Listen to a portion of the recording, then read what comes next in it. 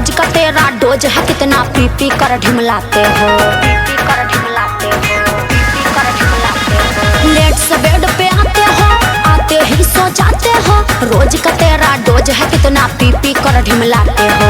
दे दूंगी डाइवोर्स, अब ना रहूंगी तेरे संग, समझे?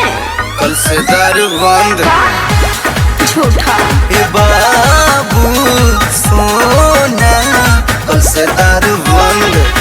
साचो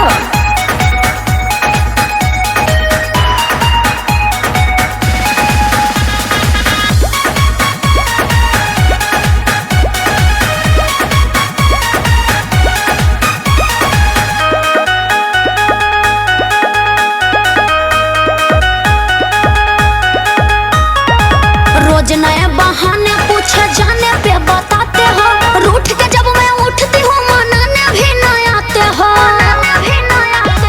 बाबू मेरी सोना, तुमसे प्यार बहुत मैं करता हूँ। अच्छा? आँख मुझे दिखलाती हो, बतियाने से मैं डरता हूँ।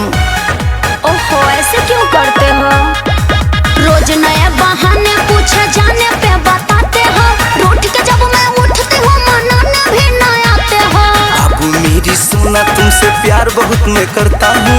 आँख मुझे दिखलाती हो, बतियाने से मैं डरता हूँ। बनते हो दबंग, मुझे करते हो केवल तंग, ऐसे क्यों करते हो? कल से दारू बंद, क्या? ए बाबू सोना, कल से दारू बंद। साचो चल झूठा।